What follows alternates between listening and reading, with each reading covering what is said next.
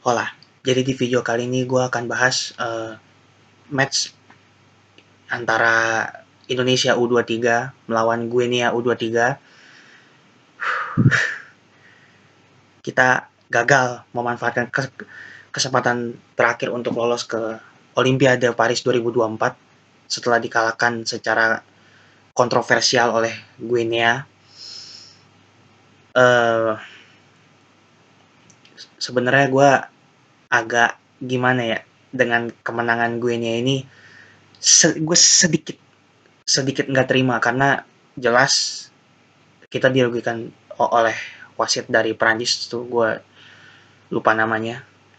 Tapi intinya di sini kita kalah, itu fakta, dan kita bermain nggak buruk. Kita bermain nggak buruk, bahkan kita secara tim kita bermain lebih kolektif dibandingkan Guinea yang bermain lebih ke skill individu dan long ball passing gitu. Gue mau mulai dari starting line up dulu. Kiper tetap the one and the only Hernando Ari. Lalu di belakang Nathan ditarik ke belakang. Gue paham banget Sintayong ngelakuin ini karena kita kehilangan tiga pemain ya, yaitu Bagot dan Hafner yang gak dilepas oleh klubnya masing-masing, dan juga Rizky Ridho yang masih menjalani hukuman akumulasi kartu merah. Nathan ditarik ke belakang menemani Komang dan Ferrari. Lalu di tengah itu ada Marcelino yang ditarik juga ke tengah untuk menemani Ivar Jenner. Lalu ada Pratama Arhan dan juga ada Bagas Kava yang akhirnya dimainkan untuk pertama kalinya setelah di Piala Asia dia hanya jadi cadangan mati alias camat. Tapi di match ini dia dimainkan dan permainannya buat gue nggak buruk untuk seorang yang baru bermain ya. Bahkan gue berani bilang, mohon maaf aja nih, performa Bagas Kava semalam itu lebih bagus dibanding performa Rio Fahmi di Piala Asia kemarin. Makanya gue juga sebenarnya cukup heran kenapa coach STY nggak mainin Bagas Kava nih di Piala Asia kemarin tuh, kenapa nggak dimainin kan? Tapi kita kan nggak tahu ya. Mungkin Bagas Kava mungkin masih kurang fit atau gimana kan, kita nggak ada yang tahu gitu. Nah, di depan itu Rafael Strike diapit oleh Witan Sulaiman dan Kelly Sloyer. Memang di babak pertama kita main cukup ancur-ancuran. Guinea lebih menguasai permainan. Kita tampil dengan cukup ketegangan yang cukup tinggi. Para pemain seperti merasa tertekan, nggak pede, pegang bola tuh nggak bisa lebih dari 5 detik, pasti langsung di pressing, itu langsung kerebut, bolanya langsung hilang, panik, long ball, bolanya hilang. Memang di babak pertama Guinea lebih tampil menekan, tapi apakah Guinea bagus? Enggak. Guinea tuh enggak seperti yang diberitakan oleh media-media. Di media kan, wah kayaknya serem banget gitu seolah-olah. Memang rankingnya juga ranking 76 ya, jauh dibanding kita yang masih ranking 140-an.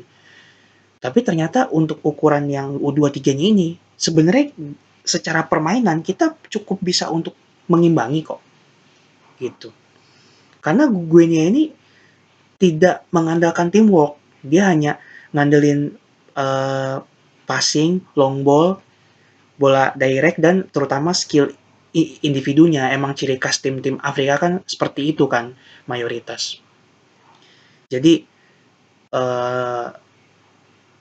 di babak pertama memang kita tak tampil lebih tertekan ya, sekali-sekali kita memegang bola, tapi seperti yang tadi gue bilang itu pun nggak lebih dari 5 detik. Kita lebih banyak kehilangan bolanya dibanding untuk menguasai bola, sampai akhirnya kita dapat corner kick dan kita kena serangan balik juga, dan disitulah terjadi, kalau nggak salah menit 20-an, 22 apa 25 gitu. Pokoknya menit 20-an itu Witan Sulaiman tangannya agak iseng. Dia ngedorong kalau nggak salah si Bah-Bah itu ya. Dan akhirnya penalti, walaupun itu sebenarnya setelah gue lihat ulang itu nggak penalti karena ketika Witan ngedorong memang jatuhnya ke dalam, tapi kan yang dihitung itu kan ketika kontak pertama yang terjadi, bukan jatuhnya, tapi kontak pertamanya itu kan sebenarnya itu masih di luar. Sayang banget di match ini juga nggak ada VAR ya. Makanya gue cukup heran kenapa di match sepenting ini tuh nggak ada VAR, itu gue bertanya-tanya sebenarnya. Dan penaltinya diambil oleh pemain Leipzig yang saat ini sedang di loan ke Getafe, dan itu juga sekaligus mantan pemain atau akademinya Barcelona, yaitu Ilaix Moriba, di shoot sama dia ke tengah, Hernando ketipu, bergerak ke kiri, dan gol 1-0. Dan ini menjadi gol satu-satunya di match ini. Di luar gol ini, Guinea tampil biasa aja. Dan kita pun tampil tidak terlalu buruk. Bahkan gue yakin kalau seandainya nih gol enggak kejadian, nih gol kampret ini, nih gol haram ini enggak kejadian, mungkin kita akan bermain seperti waktu lawan Korea Selatan. Jadi kita bermain imbang bahkan sampai perpanjangan waktu, dan kita bisa aja adu penalti. Kalau udah adu penalti ya kalah atau menang itu kan mental yang menentukan ya. Sampai akhirnya di babak kedua kita tampil lebih tenang, lebih menguasai bola, tampil lebih Spartan, lebih kompak, teamworknya lebih jalan. Uh, dan di babak kedua ini gantian, Guinea yang tertekan. Mereka yang menguasai bola tuh nggak bisa lebih dari 5 detik.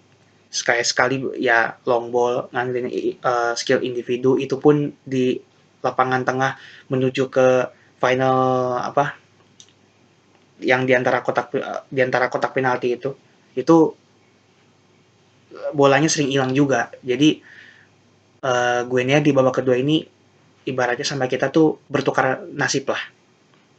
Sayangnya, kampretnya, sialnya, di menit ke 73 atau 74 ya, kalau nggak salah, lagi-lagi Guinea dapat penalti.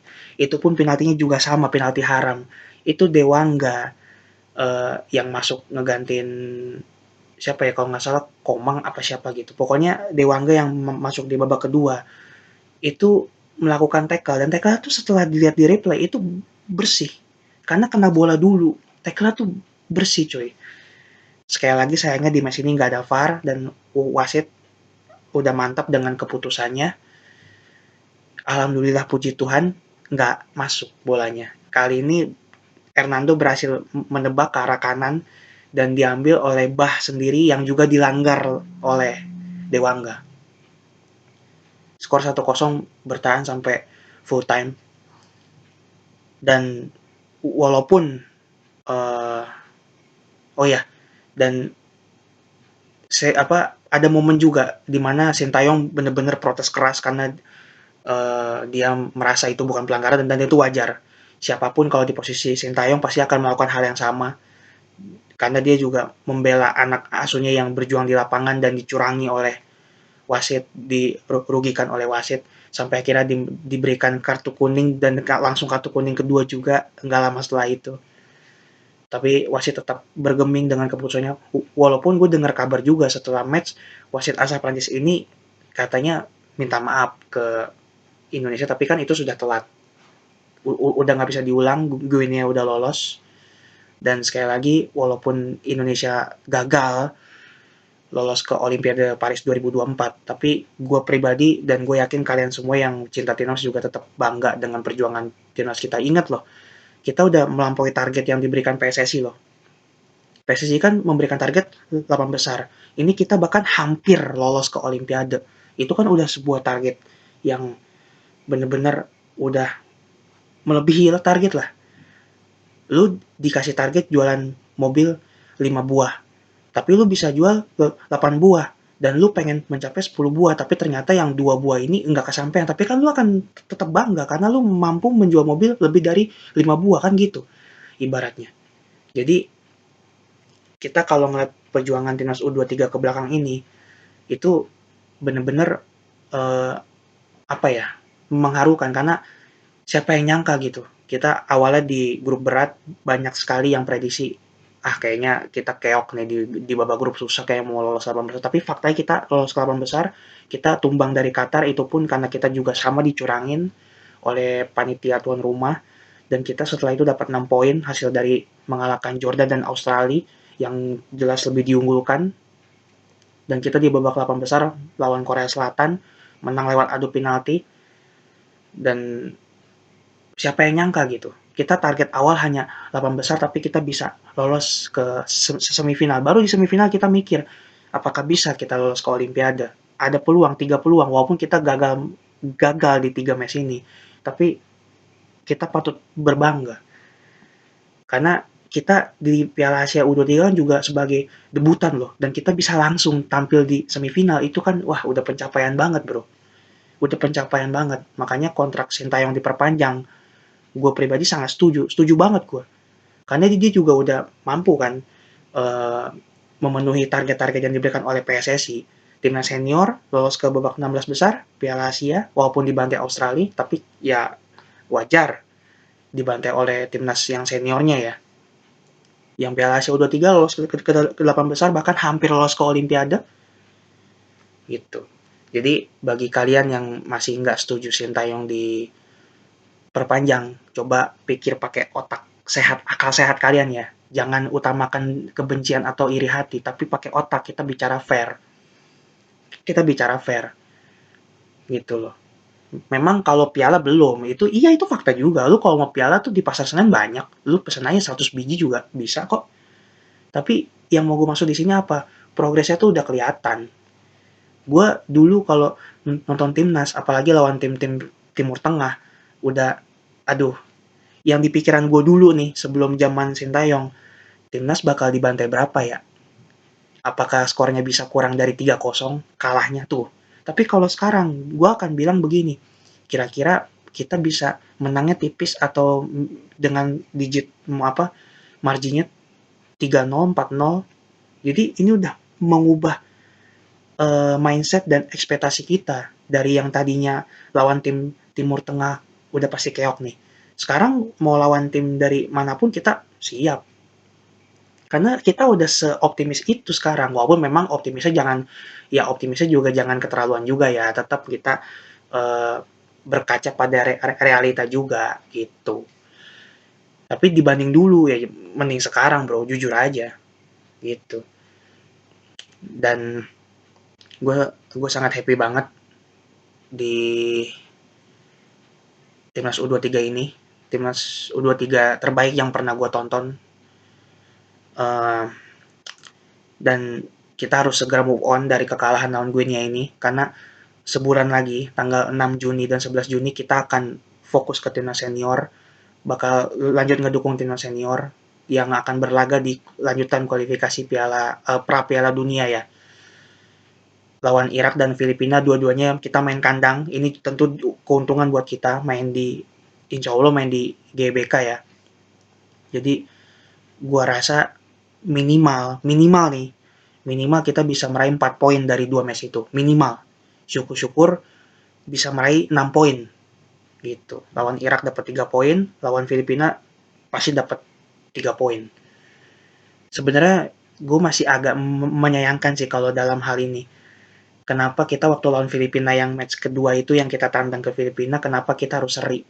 Itu kalau kita menang, dapat tambahan 2 poin, kita udah pasti lolos itu. Biar kata jadi runner up tapi udah pasti lolos. Vietnam dan Filipina udah pasti out. Tapi karena kita sayangnya di Filipina hanya bisa mengambil 1 poin, kita masih butuh minimal 2 poin lagi untuk memastikan lolos. Nah, seperti yang tadi gue bilang, syukur-syukur lawan Irak dan Filipina minimal dapat 4 poin. Itu minimal. Harapan gue full 6 poin diraih. Jadi seenggak-enggaknya kita bisa lolos sebagai runner up. Bagaimana kita di babak ketiga nanti, itu nanti aja. Kita pikir belakangan. Yang penting lolos dulu. Jadi kita mikirnya jangan terlalu jauh, tapi step by step gitu loh. Oke, itu aja dulu gua rasa. Sebenarnya gua ada mau bikin video lagi, tapi videonya terpisah. Soal isinya apa, nanti aja. Oke, bye.